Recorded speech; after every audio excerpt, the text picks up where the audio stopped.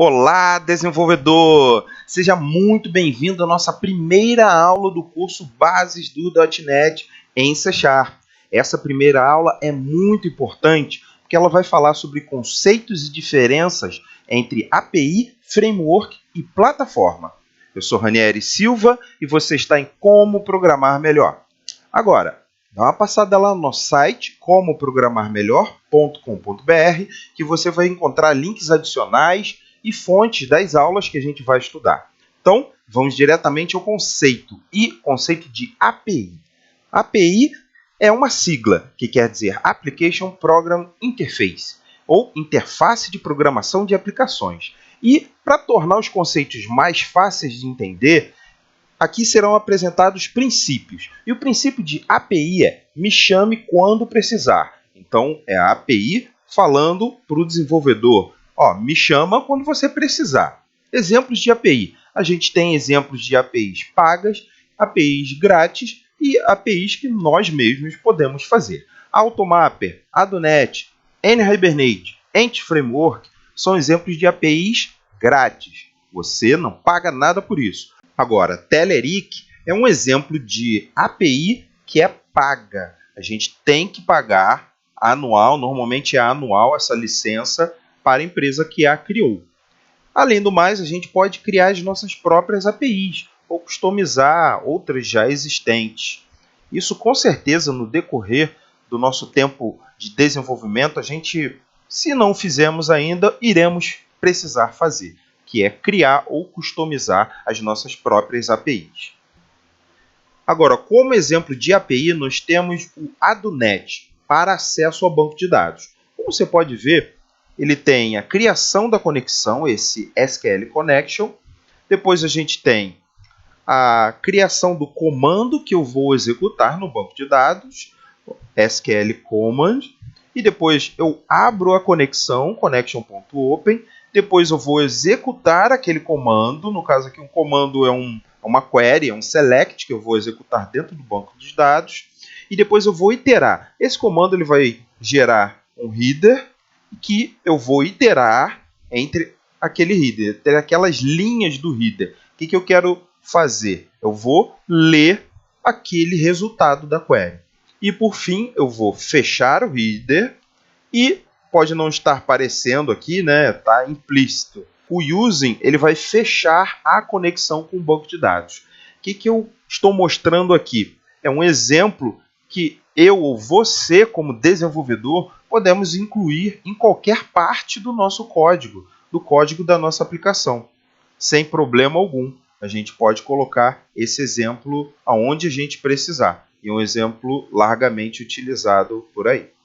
Sobre framework, eu posso dizer que ele tem um princípio exatamente oposto ao princípio de API, que eu chamei aqui de princípio Hollywood, no qual, no final das contas, eu vou te chamar quando eu quiser, quer dizer, quando o framework quiser, porque ele tem um modo de operação, ele tem um fluxo de operação, ele controla esse fluxo de operação, mas é um fluxo de operação bem básico. Eu posso pensar num framework como sendo uma aplicação que não é totalmente funcional, não está completa. É uma aplicação que precisa o quê?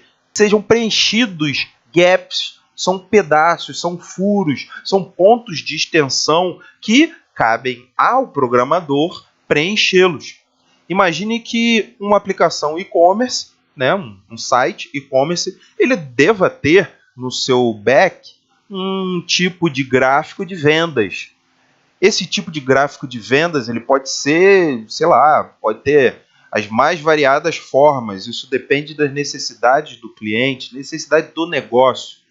Então, compete ao framework ter essa funcionalidade? Com certeza não. Essa funcionalidade será preenchida por nós programadores. Essa é a diferença. A exemplo aí do ASP.NET MVC, a gente pode pegar o template do Visual Studio para ASP.NET MVC, criar um site ASP.NET MVC, você vai ver que ele vai ter uma série de funcionalidades básicas que todo tipo de aplicação, quase todo tipo de aplicação web, precisa ter, como login de usuário e recuperação de senha.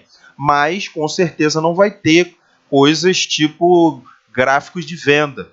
Não tem porquê. Essa aplicação, o framework, Ele foi feito para ser abrangente.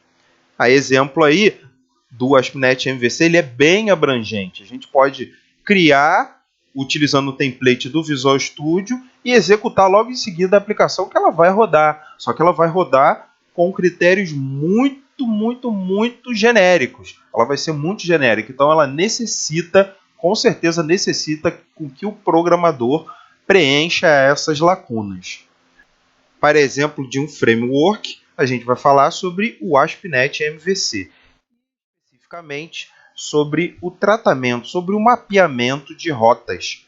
Como você pode ver, a gente tem essa classe aqui, routeConfig, somente o método register routes, e a gente utiliza esse route collection aqui para ignorar qualquer uma das outras rotas e mapear a rota que a gente precisa, controller, action e ID. Isso é muito importante, é um conceito extremamente importante dentro do ASP.NET MVC. É uma forma de você configurar as suas rotas, mas o pipeline, o princípio, o meio e fim do MVC, do ASP.NET MVC, ele não é, digamos assim, modificado. A gente configura, a gente estende. Esse aqui é um exemplo de configuração. A gente está configurando a rota, como ela vai funcionar. Agora, arquitetura geral de uma plataforma. Então, a gente tem a plataforma, englobando tudo. A gente tem frameworks, framework A, B, C e assim vai. Então, todos os frameworks estão dentro da plataforma. Logo em seguida, a gente tem APIs e frameworks. O interessante é que a gente tem um framework dentro de outro framework. A gente tem aqui, né, framework A, e ele contém o framework X e a API 1. E o framework B, ele possui uma API 2, que possui uma API 3. Então, assim, a gente pode, digamos assim, estruturar isso de uma maneira que seja melhor para a gente utilizar. Isso é bel prazer, nada impede que isso seja feito, tá? Exemplo, na plataforma .NET, a gente tem a plataforma, a gente tem frameworks como o Full, o Compact e o Micro. E dentro do Full exemplo, a gente tem o Entity Framework, que dentro do Entity Framework, né, muito embora o nome seja Entity Framework, é uma API. A gente tem o ADONET.